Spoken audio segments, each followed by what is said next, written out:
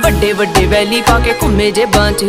ਜਾਂਦਾ ਨਾ ਧਿਆਨ ਮੇਰੀ ਹਾਂ ਪੰਜੇਬਾਂ 'ਚ ਕਿਦਾ ਕਿਦਾ ਇੱਥੇ ਦੱਸ ਮੂੰਹ ਫੜ ਲਾਂ ਹੋ ਗਏ ਸ਼ਰਿਆਮ ਤੇਰੇ ਸ਼ਹਿਰ ਚਰਚੇ ਬੇਬੇ ਬਾਪੂ ਪੁੱਛਦੇ ਮੁੰਡੇ ਦੀ ਡਿਗਰੀ ਕਿ ਦੱਸਾਂ ਅੱਖ ਚੱਲਦੇ ਤੇਰੇ ਤੇ ਪਰਚੇ ਤੂੰ ਯਾਰਾਂ ਪਿੱਛੇ ਫਿਰਦਾ ਪਵਾਉਣਾ 26 ਸਾਲ ਦੀ ਕੁਆਰੀ ਵੱਡੀ ਤੇਰੇ ਕਰਕੇ